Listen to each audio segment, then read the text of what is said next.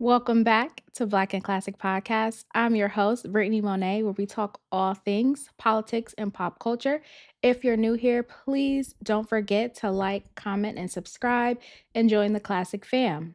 Today, we got a lot of things up to discuss, so I'm not going to hold you guys off. Let's get into our recap. Blackness, that black power, that black pushing them to identify with black culture. I think that's what you're asking. I have no.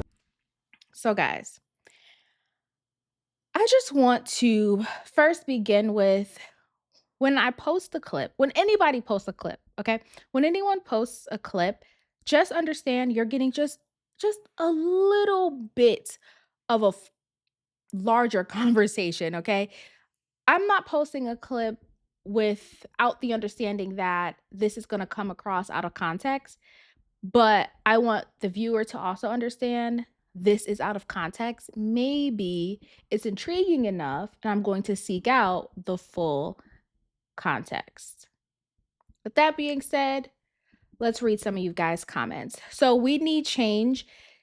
Said on TikTok, what you're not recognizing is even if there was a vote today, they still wouldn't vote for Kamala. This was a better choice. And now this was into a soundbite that I had sent out, basically stating that again, Trump was switching on his supporters, on his core base, and We Need Change stated that even if there was a vote today, right, they're still going to vote for Kamala. If you watched in the clip, I also said that I don't believe Kamala would have won. I do believe that, a lot of people still would have voted for Trump. I just think that what you anticipated was not the reality of what you got, right? Your expectations did not meet your reality. That's all. Okay. All right. Next up, Rodney Nile said, I like Candace, but she has gotten off her meds or something else. She went off into the deep end. Now, this was a comment that was left on TikTok. And I don't know if you guys are into Candace like I am. Clearly, Rodney is. So shout out to Rodney. But yeah, Candace, I did an episode this week where she was basically discussing like the end of times, right? And I felt like she's in that weird space of grief where like everything seems to be so negative, and I'm trying to give her grace while she's going through that because I know she's going to look back and be like, wow. You know what I mean? Like I said some crazy things, not the investigation into Charlie Kirk's assassination, but really the the larger things that she discusses, right? Where it's like there's a war on our front and like basically they're trying to like annihilate everybody in the world. And like, for me, I don't think that's possible. I think they're definitely looking to, continue to get control and, gain power. But that's always been a thing since the beginning of time, right? People want power, people want control. That is never, ever going anywhere, but they can't have total power and just kill off Christians and kill off people because who do you have power and control over? Hmm? If you just get rid of everybody, who do you have power and control over? So I do think sometimes, especially, I don't remember what day it was. It might have been like Wednesday, maybe Tuesday, Wednesday. Yeah, her episode was very, very disheartening. And I was like, oh gosh, like I hope she's in therapy, because I think this is a lot to take on. And it's just very sad. And then there was a comment on Facebook from Katrina Krisman, who's also my aunt. Thank you for watching. She said, actually, they are not saying nursings aren't professional jobs. They are saying you cannot borrow hundreds of thousands of dollars to get a nursing degree. I think a little more research is in order when talking about the Department of Education. What has it done for education since its inception? How does it actually help students? Just a thought. So the clip that I had put up was basically about, the Trump administration saying they were going to be getting rid of, all these benefits for immigrants and things like that. And I said, the Department of Education doesn't even care about Americans getting a proper education. I still think that to be true. I think if they did, um, one, I do believe that teachers would be paid more. I just think for a baseline, right? Teachers should be paid more. I don't think teachers should struggle for simple things like books and pens and like paper, like the things that teachers need to educate children. I think there would be, higher curriculums and stricter rules in place. Now I don't know if the Department of Education is doing it. I don't know if that needs to be at a federal level, a state level, but all in all, the government, to me, in my personal opinion, they don't care about Americans getting proper education. Not when you look at other countries, right? When you look at China, when you look at Japan, when you look at Korea, when you look at all these different countries where they are very strict on the education, I think it's just a vast and blatant difference in America. So, although I referenced like nursing and things like that, that was just more flippant. Whereas I just personally believe Americans aren't getting a proper education. I don't think the government cares to educate us properly, you know? And when I say Korea, please know I am not talking about the one that's on lockdown, okay? They got a world of issues over there that I don't even want to be a part of. And with that being said, we're going to jump into our local news.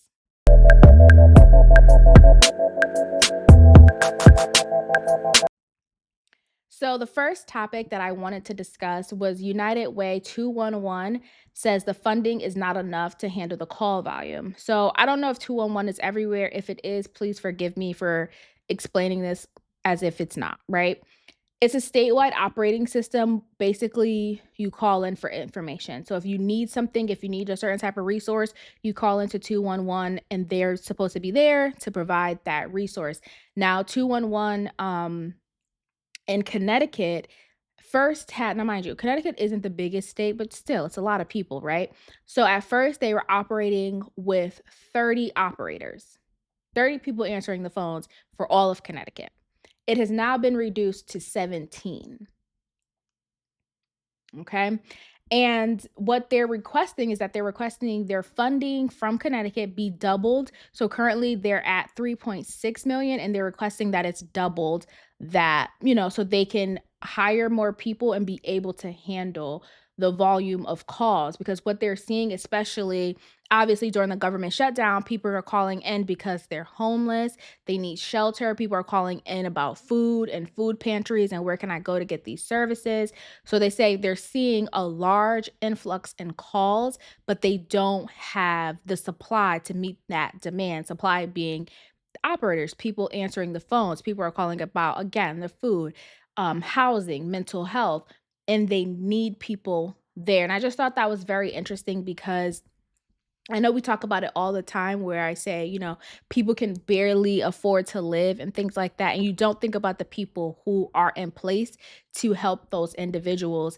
And so, of course, if you need the resources, but there's no one there to help you get the resources, what happens, right? You're constantly on hold, you're constantly going through a circle, you're constantly told, oh, call this place, we'll call that place. Every time you call that place, you're on hold, you're leaving voicemails, no one's calling you back. But if they're not fully staffed, it's very hard. And then if they do have staff, that staff has to be there, gosh knows how long, right? Trying to help out, trying to handle the demand. And let me tell you, just a little sidebar. I think I might have mentioned this before. I worked at Progressive in their claims department. And I thought, oh, this would be great. I can handle this, no problem. Absolutely not. I should have known from when I only lasted 3 months at McDonald's. I'm not good with people in dire situations. How could McDonald's be a dire situation, you say? People are hungry. Okay. When people are hungry, they get what we like to call angry. Then we call it hangry. Okay. People get very, very angry about their McDonald's meals. And I could not handle it because my thing is if you have all these expectations on a McDonald's meal, you should probably go home and cook you something. You know what I mean? You have way too many expectations for something that was just cooked in under 2 minutes, maybe 45 seconds. you have your expectations are too high, babe, you know? So for me, I couldn't handle it. I couldn't handle the complaints about a burger, a french fry, a drink, a ice. I could not take it. I actually know I tapped out around the Shamrock Shake time because I did not know that was such a big thing. Now I am well aware. But when it was Shamrock Shake season, oh, I said absolutely not. I was going home green, sticky. I hated it. I absolutely hated it. Okay. So did not last there. Working in progressive claims, you're getting people who are obviously in dire situations. They've just been in a car accident. They may be hurt. All of these different things. And some people, they keep the bare minimum coverage until they need the insurance. And now it's your fault that they don't have the coverage to do whatever, or, just a whole bunch of things. So I can only imagine being a 211 operator when you're talking to someone who's standing outside and it's freezing cold, they're homeless, they need somewhere to stay, and you know what I mean? Like your phone's ringing and then another call's coming in, like you're inundated with calls, people are yelling, they're frustrated. Oh, I know it's probably like a revolving door. They can't keep people because it's just so difficult. So I hope, the Connecticut, the state government really considers that and helps them because it's going to be very hard to even keep the 17 to help that operating system run. Now, next up, what I wanted to discuss is a topic that is going to connect to something later. So when I saw this, I was like, ooh, this is very interesting for two reasons, right? The FBI warns of violent crime online groups targeting Connecticut teens. Now, although it says Connecticut teens, this is happening in other states. So please be aware for sure. So there are violent online groups that are targeting teens across Connecticut and of course other states, and they're using manipulation and extortion to get these teens to do harmful acts to themselves or to do some type of like criminal activity like call in bomb threats or just anything of that nature. Now how this operation runs is they reach out to these kids on social media platforms, parents, okay?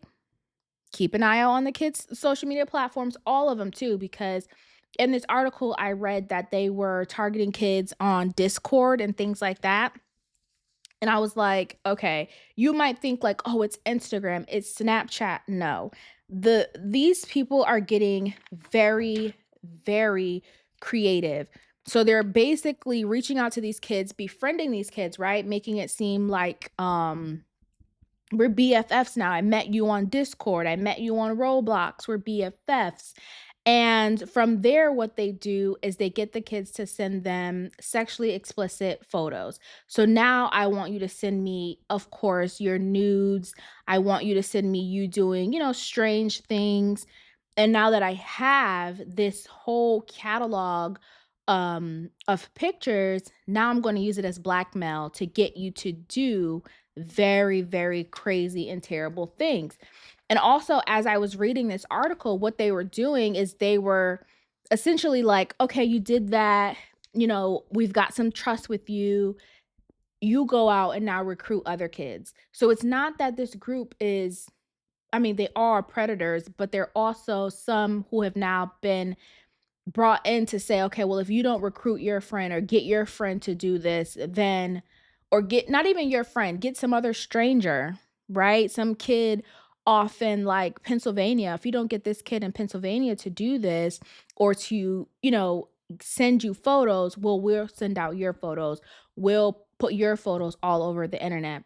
And be clear, to a kid, that is the worst thing in the world, which it is. It's embarrassing, but for me, I think you have to call their bluff, right? Like if you want to do that, post them, because as a kid now, especially as a teenager, now you have to be able to live with that consequence, but at least you're not going to be in a place of feeling like you have to do something terrible, like call in bomb threats and all of that. And I say that because it did happen in a town in Connecticut, in Vernon, Connecticut. A 17-year-old girl was arrested in 2023 for calling in several bomb threats at schools and other buildings. And then they, through talking to her, an investigation found out she was a child who was exploited by this. So that's what brought it up. And the FBI also has seen 500% increase in arrests related to this group. So again, pay attention to these apps, Discord, Telegram, Roblox, Minecraft, all these things that the kids love to be on, because they're getting manipulated. And it happens very fast and very easy. A lot of people tend to think that you have like you have to be on the what is it? The dark web, right? You got to be on the dark web and, all of those things in order to get caught up in this, and I don't think so. I think it happens very quickly. It's very insidious where you don't realize you're being caught up into this web and entangled and weaved in it until it's too late, and then you're like, "Oh wait, I'm trapped in this," you know? So definitely pay attention and remember that there are people out there being predators who are tricking people and getting into their minds just simply through regular apps, right? TikTok. I think I talked about before where I'm like, your algorithm, you can watch one video and then you'll get 25 more. You'll get inundated, right? With a bunch of videos on that same topic. And if you don't have enough discernment to know that it's just an algorithm feeding you what you just looked at, you'll begin to believe this is your reality and this is real life, and your mind will start to think that way. And the mind is a very dangerous thing, especially if you let people in to play games with you. So that was all in our local news. Next up, we are going to get into our headlines.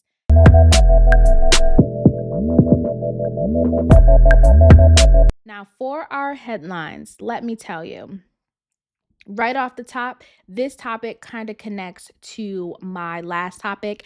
I did do some research.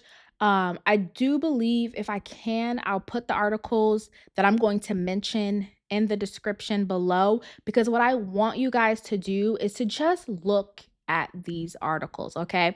It's not so much the content as it is the articles and understanding what's happening, because sometimes I feel like when I point things out, it's as if people believe I'm just trying to live in conspiracy land, and I promise you I am not. Also, side note, family, if I look a little distracted, I can't lie. I am, okay? I have football playing in the background. Big game happening right now. If you don't know, you may not know, I am um a new a new I want to say like a newbie, I guess. Chicago's Bears fans. Now, I started liking them, I want to say maybe last year, started the last year season. And of course, they weren't good. Actually, it might have been 2023. I don't know. Whatever year they had their Hard Knocks episode, season, or I guess you could say, on HBO Max, that's when I fell in love with them. I was like, "Oh my god, this team is so cute. I love this team. I love Caleb. I'm for it. I like this team." And that's when I started supporting them. So that might have been 2023 if I'm not mistaken. They weren't the best. They're getting better, okay? But what I will say is they're playing right now the Green Bay Packers, okay? So I'm like, you know what I mean? Like, my eyes go up just to see what's going on, but then I connect back to you guys and my eyes go up and then I connect back with you guys. So that's all that is. If you're a football person, please tell me your football team in the comments. I want to know. A lot of people laugh at me because I'm a Bears fan, but I don't care. I think my boys are going to get good. Our record keeps improving. So I don't care. I think our team is going to get good. I support them. I try to watch every game when I can, when I remember. Like right now, right? Like, I'm recording to, connect with you guys, but I also need to make sure I'm supporting my team, okay? Anyways, jumping back into this. So, the Afghan suspect in the DC National Guard attack appeared to suffer a personal crisis. Now, according to NPR, y'all know I can't, you know what I'm saying? When Rahmanullah, yeah, when Rahmanullah Lockenwall, I'm gonna just call him Lockenwall because I can't. When Lockenwall came to the US from Afghanistan, he appeared lively and full of hope, but over the course of years, he slipped into isolation. Does that not happen every single time? Every single time there's a shooter. I don't know. I wish I had the time. I honestly didn't, guys. I wish I had the time to go all the way back to like maybe like the Columbine shootings and like look at how they spoke about it and then just like follow up to present day because at some point they found this, I don't know if I wanna say framework or this pattern, and they figured it worked, and they just stuck with it. They don't change it up, they don't make it different, they just were like plug and play. It's this, he's that, it's this, we move on, you know?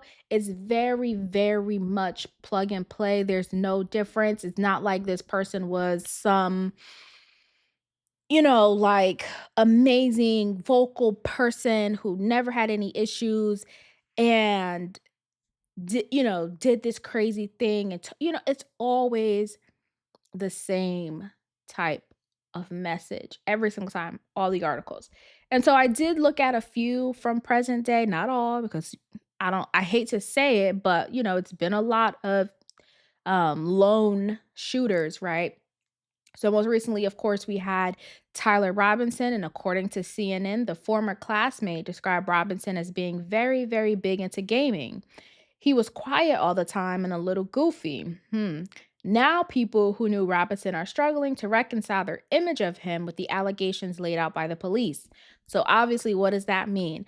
Oh, he was so lively and he was so bubbly and he had so much personality and he loved talking about this and he loved talking about that. There is no way he could have did this.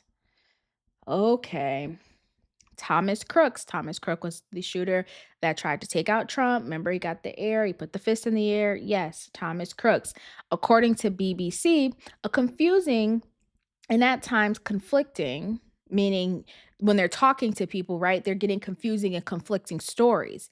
A classmate states he was a nice kid who never talked poorly of anyone, and I never thought him capable of anything I've seen him do in the last few days. Now, for me, it's very hard to ignore the striking similarities. It's just hard. There's no way for me to pretend that there aren't similarities. And I don't believe every single time, every single person is going to have the same type of personality where it's like, oh, you start out like this and then you do that and now you're a lone shooter. I just don't believe that. The media tends to share the same narrative. The words may be different, how it's described and presented may be a little different, but the narrative, you guys, is always the same. Okay. That part does not change, it stays the same. Now we're looking at Lockenwall. According to NPR, they say the volunteers spoke with NPR on a condition of anonymity because they said they feared for their safety. Now we go into Tyler Robinson, that same article with CNN. An electrician who worked with Robinson asked not to be named like others due to the sensitivity of the situation. When we look at Thomas Crooks, this was again in that same BBC article. Another classmate who did not want to be identified described him as every single time it's the same pattern, it's the same plug and play. Now, should we not say the quiet part out loud? Should we not say what we all see? Because if you do, then you sound like that group of crazy conspiracy theorists, right? You sound like the person who's like, saying again the quiet part out loud, like of course, you know people aren't going to want to be shared in a news article because they'll get people reaching out to them and people wanting to talk to them. But okay, cool, that part I'm fine with. But then every single time their personality just completely switches and no one could have ever believed it was them. It's always A, B, C, D, Now, if I point out that it's A, B, C, D, I'm the crazy person, but every single time it's the same exact thing. I don't know. To me, a pattern is a pattern, and I don't care what you say. I understand a pattern. So I definitely wanted to speak to that, I also wanted to speak to the part where it's always about isolation and a lone wolf, and how I could never imagine how could they do these things. Just like we spoke about at the top of the episode with the students being targeted and the teens being targeted by these violent online groups. I don't think it stops there. Okay. Could their personality change? Yes. But how does their personality change? What happened with their personality? When I was listening to Tucker Carlson and Candace Owens and a few other like different podcasters on YouTube talk about Tyler Robinson, they're pointing out, messages he's left on YouTube pages and Facebook pages and things he's posted on Reddit, and they're showing the thread and the comments that he's making. I don't think that he was making these comments independent of himself. I believe he found a community, he was a part of this community, and he just went out and shared what he saw. So if you're a part of, let's say, I'm gonna make it real plain. I'm gonna make it plain, right? You're a bread maker and you love making bread. If you are a part of a bread making community, okay, when you guys get in your groups and you follow your content creators who make bread and they're making their sourdough and their bagels and this, that, and the third, and you guys are sharing all your content is bread. Listen, you are immersed in your bread making community. What happens? What happens is maybe now there's a content creator who's like, we shouldn't make bread, right? We should go back to Wonder Bread. There was nothing wrong with a Wonder Bread. Okay. Go and get your Hawaiian rolls. There's a Hawaiian roll never did nobody any wrong. Now you as the person in the bread making community, you're going to feel compelled to go and advocate for a community you love so much, right? So you'll go into these other areas on the internet and you know, um, I don't want to keep saying advocate, but obviously, right, talk about what you know. And that's what I think all of these gentlemen probably did to some degree. You fall into a hole on the internet and you think that's the only world that exists, and it does not. And then I think there are people, this might be a conspiracy. This part, okay? I will always tell you when I believe something is a conspiracy. I believe there are people who are planted in certain communities on the internet, and they find the people who are impressionable. They find the people who will fall for different mind games. And when they find those people, they reach out to them, kinda like how this violent group does with the teens in Connecticut, right? They find those people and they say, "Okay, we need to talk to this person. We've identified this person," because you can only go on the internet for so long saying politicians by name need to die or someone needs to kill off this person. Like, at some point, I feel like, right? We all know they're watching us. Like, let's not pretend we don't know that. We all know they're watching us, okay? So at some point, you're going to be identified. And if they want to use you, I believe they're going to use you, right? You're somewhere on somebody's list in somebody's office in a file cabinet. And when they need to pluck you out and say, okay, activate and like go and talk to that person, coach this person up, get them to do that. I just don't see how you can think a violent group could do that to Connecticut teens, but also not do that to provoke somebody to murder. To me, I think it happens. And that's why I wanted to introduce the article about what is going on online with kids on Discord and Roblox and Minecraft and all of that, because I think it starts in one place and it just goes somewhere else. I firmly believe that. So if we want to pretend that it's not happening and that these people are just isolated and no one's provoking them to do this, cool. But personally, I do believe they are being provoked. I believe that there are little moles in these different communities seeking to get them to do this. I just believe there's a corner of the internet, and now that might get into the dark web. I will not lie. That might get into the dark web, but I think there's people in these pockets of the internet, and they are promoting people or pushing people to kind of do their dirty work, if you will. I could be crazy, I could be completely crazy in that, but I do believe that is happening. Now, next up, what I wanted to discuss was something that was very, very interesting. This headline reads: The Agriculture Secretary says SNAP changes are coming. And y'all know when I print out an article, that means we got a lot to talk about, okay? So, in recent media appearances, I believe her name, if I'm not mistaken, let me get. I know her last name is Rollins. I just want to see Brooke Rollins. So Brooke Rollins, the agriculture secretary, came out basically like, look, during this shutdown, y'all, we found massive fraud, and it's time to deconstruct the program. I wish I remembered the episode title. Some of you guys, if you're avid listeners, you'll probably remember when I said this is going to give them time, okay, to look at the system. That's all it's going to do. It's going to give them time to look at this program and say what changes need to be made, because I felt like so much money was being sent out and it just did not make sense. It just did not make sense. And I said, if they're smart, they'll look at it, right? And find a way for this to operate better. Turns out that's what they were doing. Love that for me, okay? Love that for me. So they emphasize statistics that are suggesting wrongdoing, and the article at NPR is basically stating that they don't have the proof to back it up, and they saying they don't have the proof because they reached out to states to basically say, hey, look, you guys need to send us your data. Some states did. A lot of Democratic states, of course, did not. There was even a judge in San Francisco who was like, look, you can't demand people do this, okay? You can't. Now, my biggest issue with that is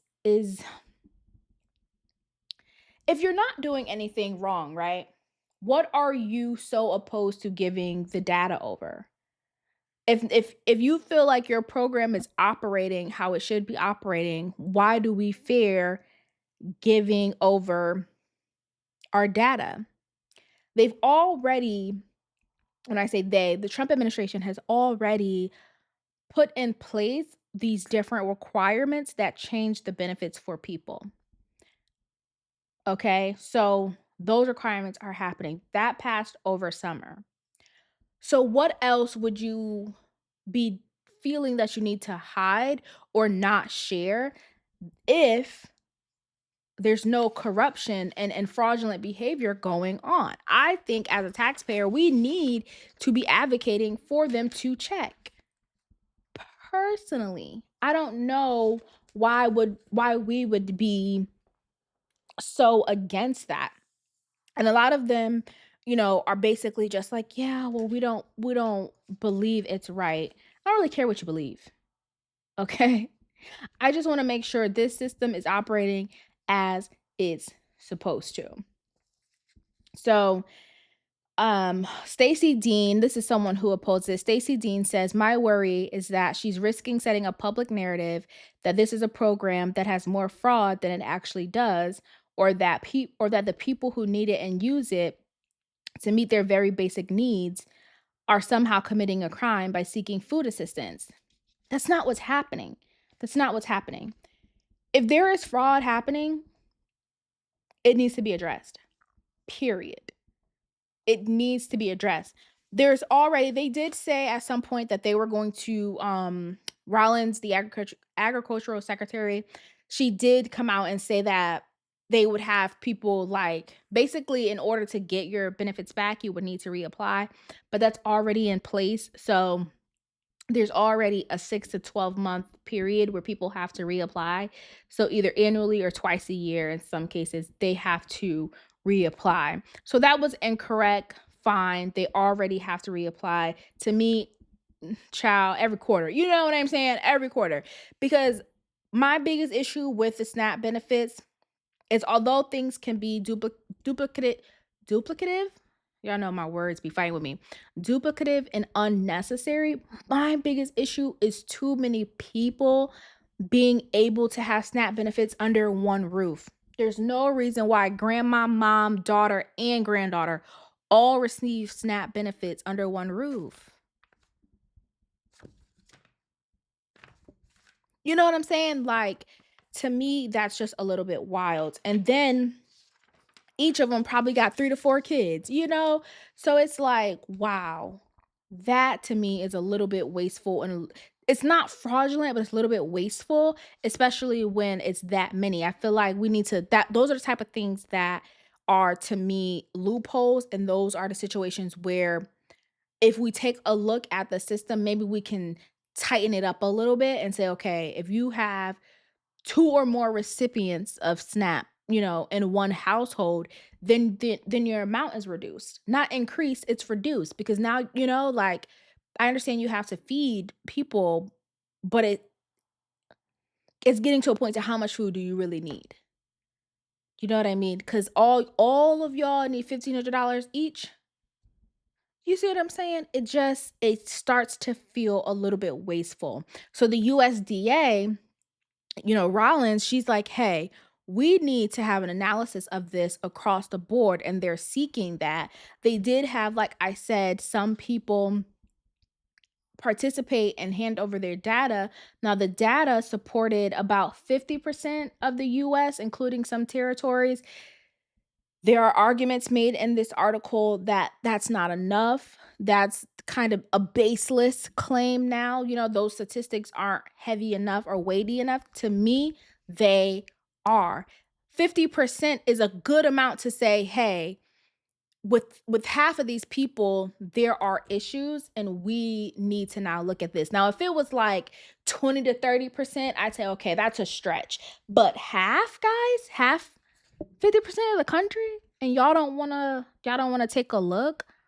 That's more than half. Y'all don't wanna, okay.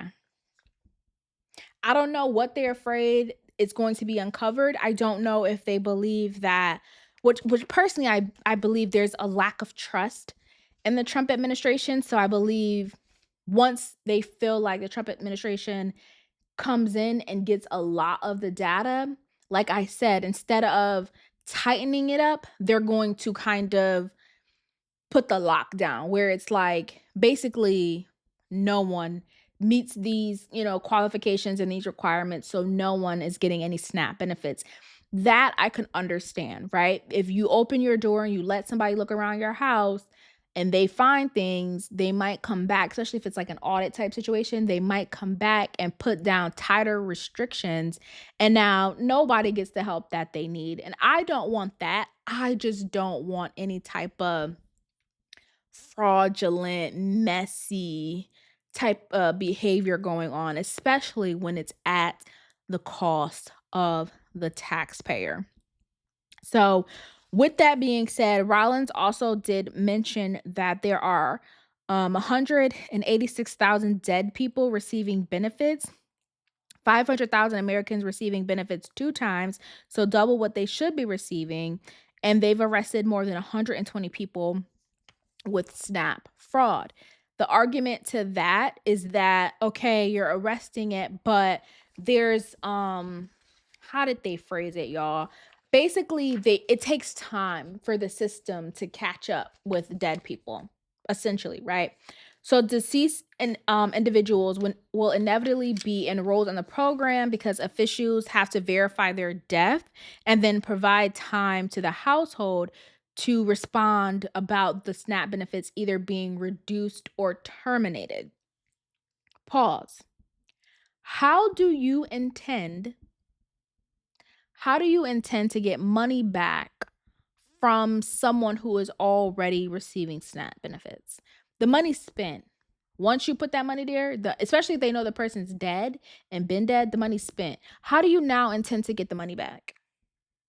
How? Are you going to now lower their benefits and say, okay, we'll deduct the amount until we get back to 1,500? Is that what happens? Please tell me. If you guys know, leave it in the comments. Let me know. Is that what happens? Because how do you intend to get benefits back. That money is spent. Do you know how hard it is to recover spent money? You know what I mean? So to me, that just did not make sense. And they say that. They said households that erroneously receive payments when someone is deceased must pay that money back. And how will that happen? How will that happen? Come on. Like, like certain things just don't make sense. And that to me made no sense. It's better to not pay somebody and get it figured out than to pay them and then want to get your money back. How about we not pay you and then let's verify the death, right? Before we start paying you out money and then asking you to get money back. Do you want them to return the food? Whatever they're buying with their SNAP, do you want them to just bring that down to like a social services office? How do you intend to get this money back? Like what? Like let's really be for real. Next up in this article, and this might be the last point that I had that I thought was very interesting. Y'all know I love me. Once I'm telling you, when I print it out and I get to highlighting, it was interesting. So the department USDA announced that SNAP payments would had increased 40% under Biden. And then this Lauren Bauer, she's a fellow in economic studies for the Brookings Institution. She did basically she analyzed the USDA data where it was like it increased under Biden, and she was like, no, it actually increased under Trump by 30% and decreased under Biden by 17%. Pause, hold right there. What I dislike about that is that for me, timing is everything, right? Timing is everything. So when you say this, at what point, right? Was Trump on his way out? Was Biden on his way out? Like, was someone coming in and then, new laws went into like what happened at what point to say that it increased and decreased and all of that? I think that also has to be taken into consideration. Was this around COVID? Like, what actually happened for that to be a fair analysis? I think if we just start throwing out, oh, under inflation was this. And it's like, yeah, but that was actually the first year and we were still kind of under, laws that were put in place by the previous president and things like that. So for me, I was like, that doesn't mean too much to me. I don't care if it's up or down in anyone's presidential term. What are we going to do about the amount of money that is shelled out and could be potentially 50% of it or more could be fraudulent cases? What are we going to do about that?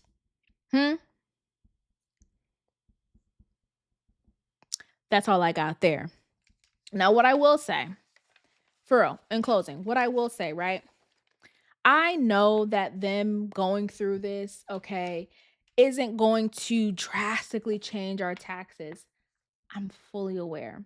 But I think, as I mentioned at the top of the episode with Candace Owens, I think it's very important for us to keep fighting. I don't think we should get defeated. I don't think we should feel like all hope is lost. All hope is not lost. We have to remain faithful and we have to really participate and actively um make our voices heard for what we want and what we would like to see out of our country.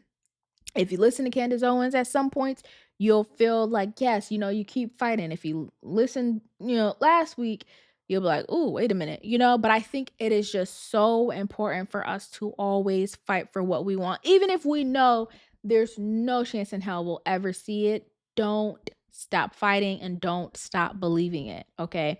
Because the moment you lay down and you just like all fight is gone, they're going to trample and run all over you. Resist as much as you can, okay? Advocate for what you want as much as you can. Do not give up your fight. Do not stop fighting. Even if you never see the effects, always fight. It is so important to stand up and guard what you believe and fight for what you believe. Do not lay down and just be a doormat because what's it matter anyway? It matters a lot. It matters a lot if they know, they being whoever you want to call it, right? As long as they know that there's one little community out there willing to fight and to resist, that is all that matters. Now I'll get off my soapbox. All right. Our last topic of today, the Supreme Court put Trump's tariffs on a high fire grill and a bipartisan scrutiny. So, what happened? This is just some back history before we get to my real topic. So, what happened is the Supreme Court was like, hey, is this legal or not legal? Some people say it's legal, some people say it's not, both on the conservative and liberal side. They're very doubtful if these tariffs are legal, and some say, it the statute that Trump is referring to and being able to do this and impose these tariffs and things like that, that statute doesn't mention anything about tariffs. But then there's also this debate. Well, it also speaks about taxes, and this kind of has to do with taxes, and Congress has control and say over taxes. So what does that look like? It's really in limbo, but both sides are scrutinizing the tariffs right now. Now, that leads me to Costco. Costco sues the Trump administration over tariffs, joining the refund queue. So Costco is among other companies like Bumblebee. They have like the canned meat, like tuna and things like that. Revlon, of course, the makeup, cosmetics, and Kawasaki. Kawasaki, like the motorcycles and things of that nature. But Costco has now become one of the largest companies to join into suing the Trump administration because they're like, hey, look, we're eating the cost. Everything across the board is up. And they're hoping that if the Supreme Court does eventually rule these tariffs to be illegal, they'll be able to get their money on the back end. Now, lower courts have previously found that Trump had improperly imposed these emergency economic powers to set most of the new levies, but nothing has come from the Supreme Court. But I just found this interesting. I didn't have much to add. I would love to see if other companies are going to join in. I don't know though, right? Because some of these companies also were in support of Trump. You know, some of these CEOs and things like that, they were in support of Trump. And we all seen it when he got into office and DEI was shut down across the board. Target is still struggling. Okay. Target is still trying to get it figured out. So I don't see them joining the refund line, to get their money back. So we really have to pay attention to this because it's very interesting. Another thought that I had, and I'll tell you guys while reading this article, I'm like, maybe that's why. Now, hear me out. I'm like, maybe that's why Trump is looking to spend this money so fast. He's looking to do all of these tariff rebate checks and this, that, and the third, and helping out the federal government and the military and farmers and things like that. He's looking to spend this money because if the Supreme Court rules, then the money's gone. Like I don't have to pay anyone back or admit to my wrongdoing because the money's gone and it went to a greater good.